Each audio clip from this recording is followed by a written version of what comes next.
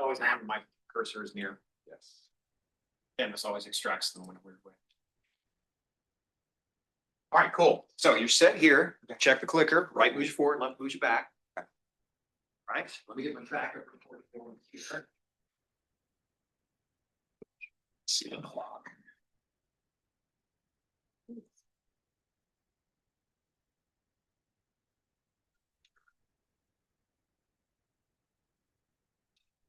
Good, good. When you're ready. Sure. So I'm really excited to talk to you about this, and we're going to start with this title slide. And I don't know if you noticed, but the first half of the title is not in English. It's actually in Spanish, and it reads, "Todo negocio merece ser encontrado." And what that literally translates to is every business deserves to be seen and deserves to be discovered. So that's sort of the crux or the essence of my presentation and really the project that I'm working on. I co-launched a venture with my uncle here in Dallas, and we're trying to work to launch a flagship product called Boxy. So this entire project, the culmination will be towards the end of the mod will be to create an investor pitch deck that we will present to investors. And well, before I get to that side, just to give you some context of who I am, I grew up in a Spanish-speaking immigrant community here in Bachman Lake, just like 10, 15 minutes from here. And early on, I was exposed to a lot of strong entrepreneurs that built amazing businesses, but they often didn't scale up, and they became invisible, and they disappeared. And part of the reason why is because they failed to market themselves. So that's where this is coming from. In terms of where this venture lives in the real life world business structure, we'll start with IMBS. It's our parent company. They were founded a few years ago. It's a corporation, what have you. And they offer a variety of social business services focused on marketing specifically for Spanish-speaking entrepreneurs through a variety of channels and business units. Encuéntrame App is a digital venture that was born out of the marketing team. And essentially we are offering that online digital marketing piece. And we're trying to work on launching this flagship product. Just to give you a larger sense of where our venture fits in the larger picture in terms of markets. Currently now, as it stands, Hispanics equate to about 15 or 20% of the US population and set to grow to a little under 30% by 2060. That if you segment the US Latino GDP, that equates to $3.6 trillion with a T, superseding a lot of major countries with the exception of China. And a few years back, 36% of new businesses that were generated in the US were launched by Latinos. Currently now, as it stands, about 15% of businesses here in the US are Latino owned. And out of those 15%, 99% of those are small and medium-sized enterprises. That all leads to the Latinos being a huge economic driver for the US economy. So what does this mean and what does this look like? There's a market imbalance. This is where our venture fits into the larger piece of things. There's a marketing gap. Tech, marketing services, digital services, tools are really English dominant. Most of the time, a lot of these small businesses rely on either social media or word of mouth. And that's sort of outweighing this economic engine. Again, an imbalance. So what I'm going to be doing is pitching to investors later in the mod. And what we're aiming to do is just seek funding for scaling Encuéntrame App and to help launch this digital enterprise flagship product. I want to end with the same quote that I started with, essentially just reminding folks that if you are visible, if your business is visible, you're more likely to scale up. And we're trying to close that gap amongst this segment of entrepreneurs. Thank you.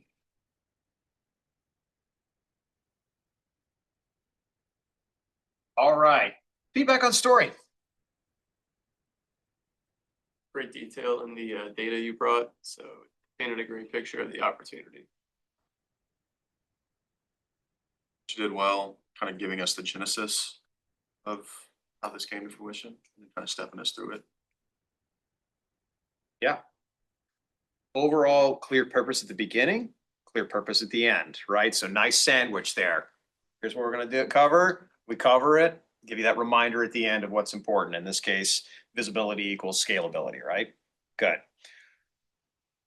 I'm gonna bleed over into slides a little bit, and then I'm gonna ask the rest of you to get slides. You spent about 1:20 on your title slide. And you were talking, so it was good in the sense that you gave us context. Put a slide with there for that, because what you did is you described the problem. So it's like, all right, basic framework you can use a lot of times. We talk about this in consulting a lot. Situation, complication, resolution, right? So you gave the situation, you went right into the complication. Give me a slide for that. Like, what problem are you trying to solve? So you verbalized it, great. Just give me a couple of things on the slide that will help anchor it a little bit. The other thing that we might think about for a future presentation, when you get a little more time, is give me a concrete example.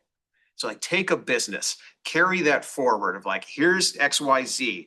They are a manufacturing company, they are a retailer, they're a food service, restaurant, whatever they would be. Here's the problem they're facing right now. They've got some good fundamentals, but no one knows who they are. So they're not able to scale as much as they are. This is how we would come in and help them. You could give a tangible example. And I think that really resonated with people. All right, good. Let's go to slides. I think in the market imbalance slide, it was hard to read the blue with the white font. So that's definitely. Yeah, look, here, perfect example. Look at the back screen. It's good back there. Look at the back screen and compare it to up there.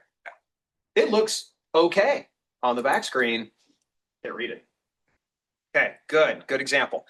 Now, you got a lot of white space in real estate on there to work with, man. And you're like, I'm gonna shrink this font down. Use your space, right? It's one of the things that the reason I showed you that simple structure, which is what you did, or you got your logo, you got the line, you got all that. Use the real estate there, because otherwise you got to shrink your font down and it makes it harder to read. Okay, good. All right, what else? There, on the last slide you did it, which would be my recommendation. Like I can speak Spanish, but it takes me a second to translate it. Sure. And so like I would be sitting there thinking about, hey, what does that mean again? And I wasn't listening to you. On some of the earlier slides that only have the Spanish. Right. And so like if you're pitching to the Hispanic community, cool, no problem.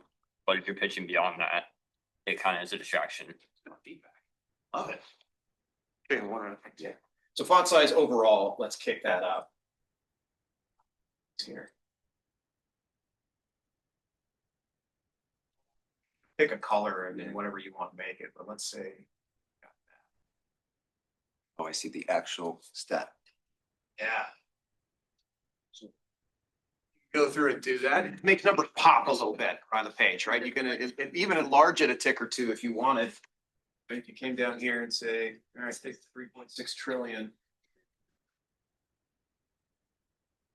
Oh, just jumps off the page a little bit more. Slight change to formatting can draw the eye. All right, good. Let's go to fiscal. He didn't seem nervous. Didn't seem nervous. Okay, good. Yes. How'd you feel? I was a little nervous. A little nervous. How do you look? Great. You look nervous at all? No. This came up yesterday. I had two people in the room yesterday who were terrified, absolutely terrified, and they got in front of the room and they killed it. Like, oh my God, I want to sit down right now. I said, what are you talking about? You looked amazing. You're not appearing as nervous as you feel. I want you to remember this. Anybody ever been in a situation where you're like, I'm nervous. They see that I'm nervous. That makes me more nervous. They see that I'm more nervous. And you get this sort of reinforcing thing that's going. It's like an anxiety death spiral. Yeah. Remember, you are going to feel nervous if it's important. That is normal to feel. You do not physically manifest the nerves as much as you think you do. You're like, oh, my voice was shaky. Oh, it looked like I was breathing. I couldn't catch my breath with this. Oh, my hands were shaking. One of the cool things about going back and watching yourself, not every time, but a significant portion of the time is people will go like, oh my gosh, I was a mess when I got up there. And then I'll read the self-tape, be like, you know, it wasn't as bad as I thought it was when I actually went back and saw myself. So I would agree. You looked very confident and in command of your material. Conversational. Yeah, we talked about being conversational and normal Edgar. I did pick on you this morning. You were normal Edgar up there in front of the room, right? He didn't flip the weird switch and become somebody else. That was good. All right. What else on physical though? I think you were really animated. To go back to the point of the minute on the one slide, I think for the first minute you had one hand behind your back. Yeah. Like this, but then you switched and you were fine. I think it took you a minute to. Yeah, people get hung up on that too. It's like thought of the Ricky Bobby, like, I don't know what to do with my hands sort of thing. I want you to stand like you would normally stand, right? If you normally talk to people a little bit like this, okay, great, but I don't want that to be like a presentation mode thing. People say you get the parade rest, you will get the fig leaf that people will do, or they'll lock across their arms like this, or they'll be a little standoffish, right? The idea is if you're looking for something, I'll give you just a standard base, right? Feet shoulder width apart, keep your hands roughly about here. That gives you a good base to be able to gesture from. That's a good neutral stance, right? Careful with the hands in the pockets. Sometimes you might want to do that in a casual environment. You'll see me do that here in this class, where I'll do things like this. Why? I want y'all to be comfortable. There's anxiety associated with this class, and I want to be approachable. I do this to help drop the anxiety down. But if I'm in front of the board, Dean asked me to talk to David Miller or somebody, I'm probably not going to do that, right? I need to be more formal with my base. So in general, in this class, I want you to approach it as you're in front of an audience, unless I tell you otherwise, which may happen, that you've got a good general business approach with this. In this case, hand behind the back, you got away from it, wasn't weird. What else? Give me a couple of physical things. I saw one or two things or heard one or two things. The movie's planted. Okay. Wasn't a lot of swaying or fidgeting there, but I would encourage you to try and use the space a little bit. You were planted and you owned that spot, but I didn't see a lot of shuffling or anything else, but try moving a little bit, see how it goes. What else? Actually scanned the room, like you had good eye contact. with Yeah, I everyone. agree. So I thought the eye contact was very good. Vocally, anything else vocal? Here's some fillers. You, What'd you hear? I think. The uhs and ums were there a little bit as it goes through. So I'll talk about that a little bit here. Sorry, the first person always gets a lot of like. That's okay. I welcome it. That's fine. All right. So with the uhs and ums, as Americans in particular, we don't like silence. There's a lot of cultural variation, but I'd say it's pretty well universal. But Americans in particular hate silence. So we fill the space. In that case, I didn't say instead of silence, we fill the space. Right? That is literally what a filler word is. You are filling the empty space with a sound. Pause. We don't like pausing because our internal clock thinks that that space is a lot longer than it really is. Just like we feel a lot more nervous than we show, our clock says, if I pause between statements, crickets are chirping, tumbleweeds are rolling by, everybody's just staring at me, it's awkward and weird. That's not the case. Give your statements a little bit of room. Break it up. At worst, you're somebody who appears to think before he or she speaks. That ain't bad. It makes you look very thoughtful and insightful a lot more than and spacing it out that way. So try pausing. It's very difficult for people to have completely fluid speech. A lot of times when you get Obama or somebody up there and you're like, oh my gosh, he's such a great speaker. You've got a teleprompter in front of him, and he's done this a whole bunch, right? So he's got the ability to connect things together without uhs and ums. Pause. It will be dramatically better. Okay. Good? Yep, we noted. Cool. Nice job. It's tough going. Take pictures of your forms right now. Pass those into him after you've taken your picture. And then you were going to rotate categories. So the categories up here, you're just going to follow this flow. If you were story first, your slides for this next one. Slides first, then you go to physical. Physical, folks, starting right back at the beginning at story. Following that flow. Edgar, who's it going to be? Drum roll. Colby. All right, Colby's up.